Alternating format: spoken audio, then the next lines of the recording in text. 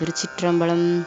எம்பெருமான் திருமூல தேவநாயனார் அருளிச் செய்த 10ஆம் திருமுறை திருமந்திரம். திருச்சிற்றம்பலம்.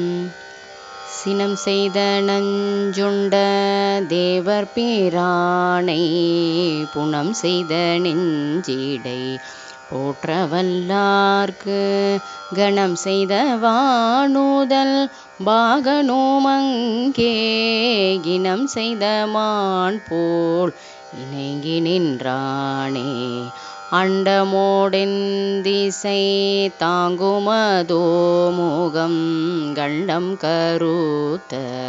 கருத்தறிவாரில்லை உண்டது நஞ்சென்று உரைப்பர் உணர்விலோர் வெண்டலை மாலை விரிசடையோர்க்கே செய்தானறியோம்